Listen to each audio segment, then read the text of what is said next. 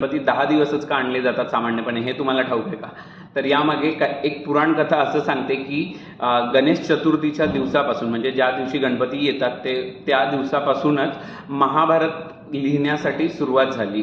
महर्षी वेदव्यास यांनी महाभारताचं कथन केलं आणि ते लिहिण्याची जबाबदारी गणरायांवर होती. मात्र त्यावेळेस एक अट अशी घालण्यात आलेली महर्षींकडून की मी सांगत राहील आणि त्याच वेगाने लिहित राहायचं, मध्ये लेखणी थांबली तर तिथेच आपल्याला थांबावं लागेल.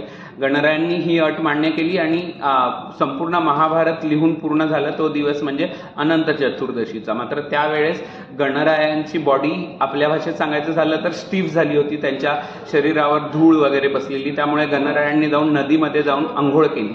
सो यावरूनच गणरायांचं जे आगमन होतं तिथपासून तर विसर्जनापर्यंतचा कालावधी 10 दिवसांचा असतो, असा संदर्भ आपल्याला काही पुराण कथांमध्ये सापडतो.